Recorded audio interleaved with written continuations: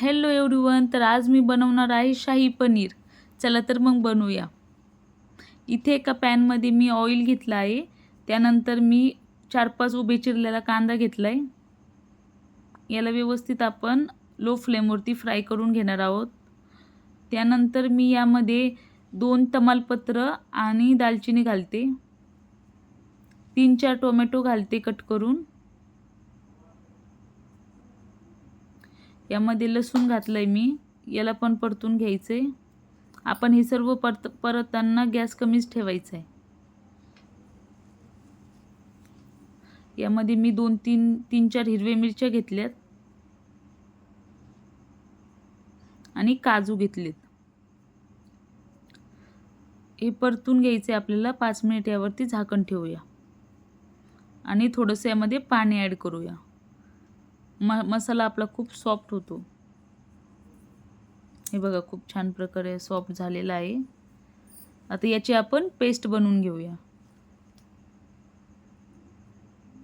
एका पॅनमध्ये आता मी पनीर फ्राय करायसाठी ऑइल घेतले. तुम्ही बटर पण यूज करू शकता. यामध्ये आपण पनीरचे बारीक कट करून काप घेतले आहेत. यामध्ये थोडंसं मीठ घालते आणि अर्धा चम्मच हळदी. त्यानंतर मिरची पावडर घालूया. याला व्यवस्थित फ्राय करून घ्यायचे. हे बघा खूप छान प्रकारे आपलं पनीर फ्राय झालं आहे. आता आपण याला काढून घेऊया. आता मी एका वाटीमध्ये थोडंसं पाणी घालून यामध्ये मसाले टाकणार आहे. 2 चम्मच मी मिरची पावडर घेतले. त्यानंतर आता मी इथे धना पावडर घेणार आहे आणि पनीर मसाला घेतला आहे. याला व्यवस्थित चम्मचने मिक्स करून घ्यायचे.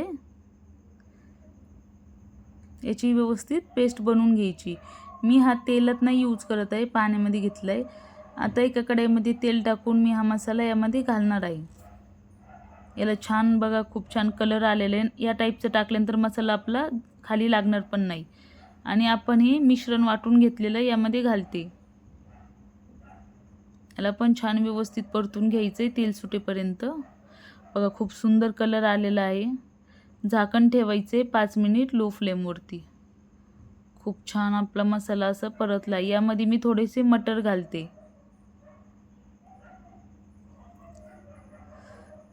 5 मिनिट लो फ्लेमवर ठेवायचे. बघा मटर पण आपले छान प्रकारे शिजलेले आहेत.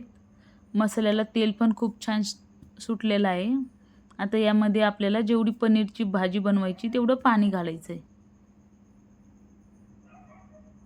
आता आपण पनीरचे काप घालूया.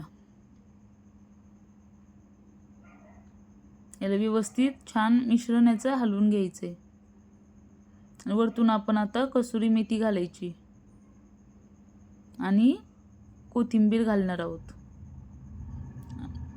हे बघा खूप सुंदर आपलं पनीर झालेलं आहे. कलर पण खूप सुंदर आलेला आहे.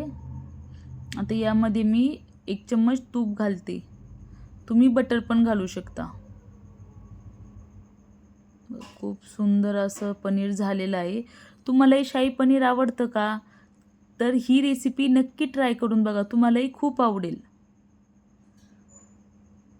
अँड ऋतूज किचनला लाईक आणि सबस्क्राईब करा. थँक्यू.